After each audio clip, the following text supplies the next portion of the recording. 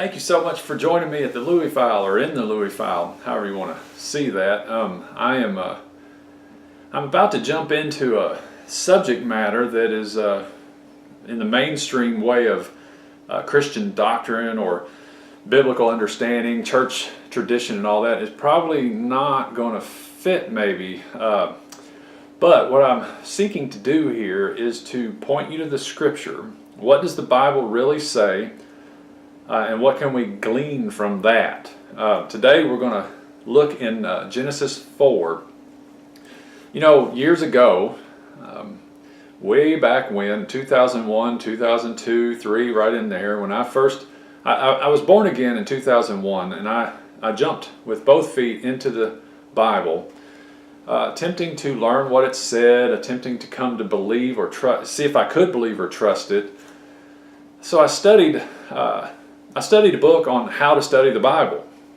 One of the things I learned early on was something that was a term called the law of the first mention. Now, if you look that up, basically what that is when you first see something introduced in the Bible, a subject matter, a word, you can look to the first time it's mentioned, and in that place, in that passage, in those verses, in that story, whatever it might be, that's where you come to discover the way to interpret that throughout the rest of the scriptures. Now, today we're going to look at the term sin, and we're going to look at it in its first mention in Genesis 4 in the story with Cain and Abel. Now, one thing I thought was pretty remarkable about this is that Bible believers down through the ages have always believed and said that Adam sinned in the garden when he disobeyed God and he ate of the forbidden tree. No one would refute that, I don't think, that's Bible believer.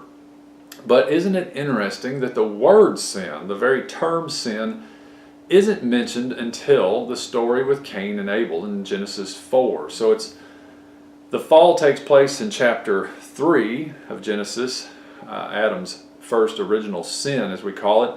But in Genesis 4, we see Adam and Eve's offspring, Cain and Abel, and their connection to God. And Cain is the first one that the word sin is addressed. So what can we learn from Cain in that story in the Bible to understand what sin is, how to interpret it throughout the rest of the scripture? This is very interesting to me. So in Genesis 4, like I said, we have Cain and Abel's born, and they grow up and they get a little older, and Cain is a tiller of the ground. Abel is a keeper of the flocks. So there comes a time when there's a sacrifice that's going to be offered to God. So we're going to pick up Genesis 4, verse 4. It says, Abel on his part also brought of the firstlings. Oh, let's back up. Genesis 4, verse 3. It says, So it came about in the course of time that Cain brought an offering to the Lord of the fruit of the ground. Abel on his part also brought of the firstlings of his flock and of their fat portions. And the Lord had regard for Abel and for his offering, but for Cain and for his offering he had no regard. So Cain became very angry, and his countenance fell. Then the Lord said to Cain, Why are you angry? And why is your countenance fallen? Now look at this. Genesis 4, verse 7. Here's the key verse. It says, God speaking to Cain says, If you do well, will not your countenance be lifted up? And if you do not do well, sin is crouching at the door. Now my Bible, the New American Standard, says, and its desire is for you, but you must master it. Now I have a King James Bible, and it, instead of using its, it actually uses the term his. It says, sin is crouching at the door, and his desire is for you, but you must master him. Wow.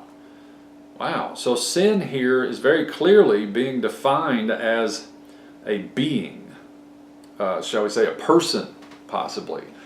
This sin that we have defined here, the first time sin is mentioned in the Bible, is crouching, and it has desire, and God is telling Cain he must master him or master it.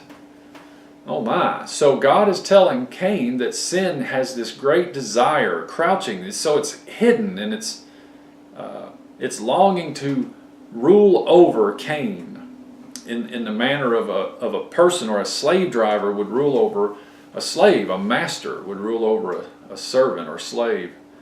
And then God says, but you must master it.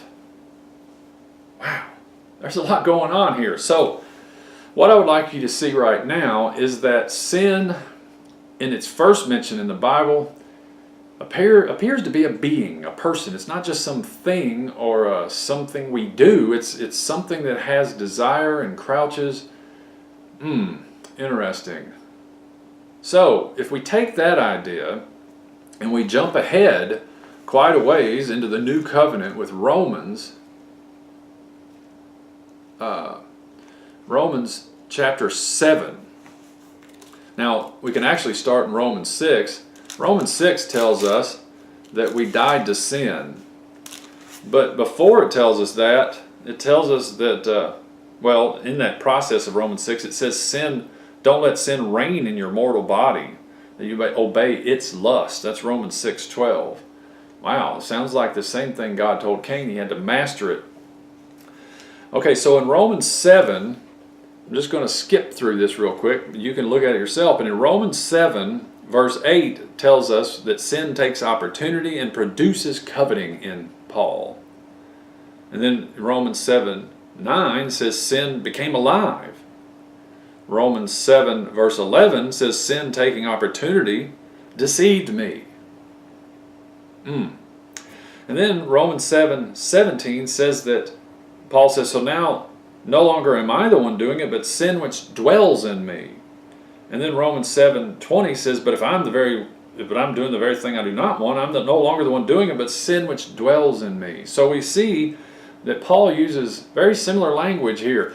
In Genesis it says that sin was crouching and desiring. Here in Romans 7 it says sin takes opportunity, produces, becomes alive, deceives me, dwells in me. Wow. You know, Romans 1 through 5 or so, Paul addresses sins, plural, S-I-N-S, and it's talking about lying and theft and murder, deeds or behaviors. And then about midway through Romans 5, he switches from sins, plural, to sin, singular, and it takes on this personality, just like we discover in Genesis 4 with the story of Cain. And if you take the law of the first mention idea, then we see that sin has a personality. I like to say it's a person, and the only person I can come up with that it might be or might represent is Satan. In Ephesians 2, the Apostle Paul told us that we were all dead in our trespasses and sins, and we used to walk according to the course of this world, according to the prince of the power of the air, who is universally seen as Satan, the spirit that's now working in the sons of disobedience. It seems as though Cain is not the only one that has this problem, but we all seem to have this problem. You see, Cain was a fallen man. So what can we learn from this today? Well, it seems that when Adam sinned, even though it wasn't called that in the text, when the fall of Adam took place, the result in his first child, Cain, was sin.